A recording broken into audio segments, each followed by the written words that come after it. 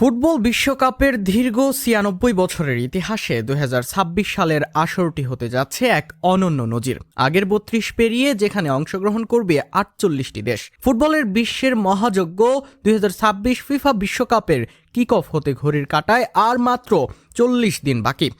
বিশ্বকাপের অংশগ্রহণকারী দেশগুলোর মধ্যে আকর্ষণীয় কিছু গল্প রয়েছে, যাদের আজকের পর্বে এদের মধ্যে কেপ ভার্দে সম্পর্কে জেনে আসি।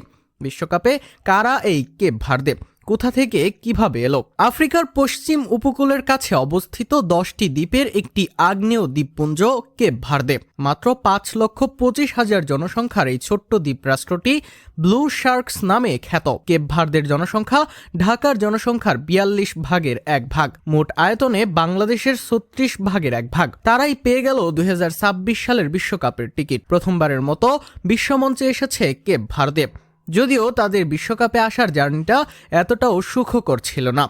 রূপকথার এই যাত্রার শুরুটা হয় কোচের হাত ধরে। তাদের কোচ বুবিস্তাও জানিয়েছিলেন দেশে খেলার জন্য ভালো মানের কিট বা মাঠ নেই। তখনই এগিয়ে আসে ফিফা।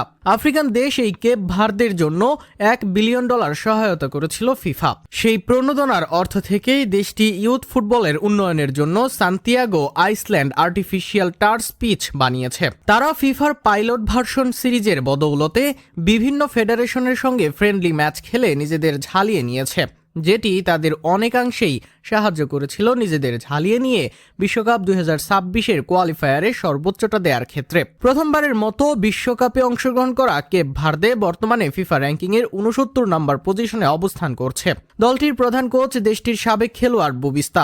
স্থানীয় এই কোচের হাত ধরেই কেপ ভার্দের ফুটবলে আধুনিক টেকনিক্যাল ডিসিপ্লিন এবং লড়াকু মানসিকতা তৈরি হয়েছে, যা তাদের বিশ্বকাপে কোয়ালিফাই করতে সাহায্য করেছে। তিনি তার কোচিং ক্যারিয়ারে কেপ ভার্দের ক্লাব বাটুক ও মিন্ডেলোর কোচ হিসেবে দায়িত্ব পালন করছেন। কেপ ভার্দের বাছাই পর্বের যাত্রাটি ছিল ধারাবাহিকতার অনন্য উদাহরণ। ২০২৫ সালের ১৩ অক্টোবর এরশাদ তিনিকে ৩-০ গোলে হারিয়ে দেশটির প্রথমবারের মতো বিশ্বকাপের টিকিট নিশ্চিত করে। আফ্রিকার বাছাই পর্বের ১০ ম্যাচে ৭টিতে জয়ের বিপরীতে ১টিতে হার এবং ২টিতে ড্র করে তারা।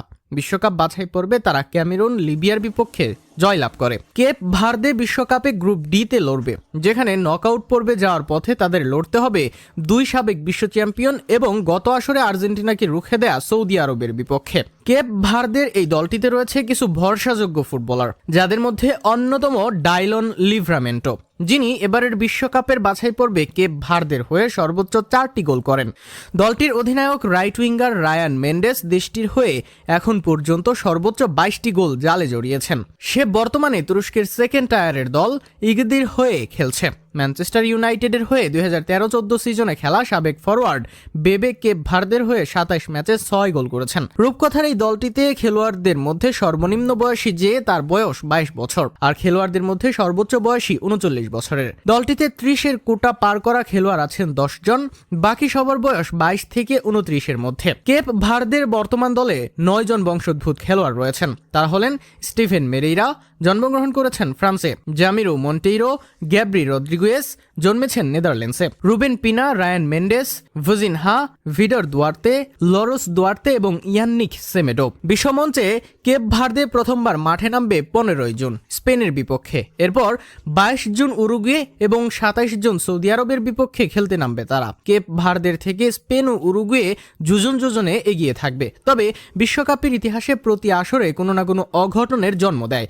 এই দ্বীপ রাষ্ট্রটি যদি সত্যিই কোনো মিরাকল কিছু ঘটিয়েই ফেলে, তবে নিজেদের অভিষেক আসরেই বিশ্বমঞ্চের নকআউট পর্বে নাম লিখিয়ে নতুন ইতিহাস গড়তে পারবে তারা।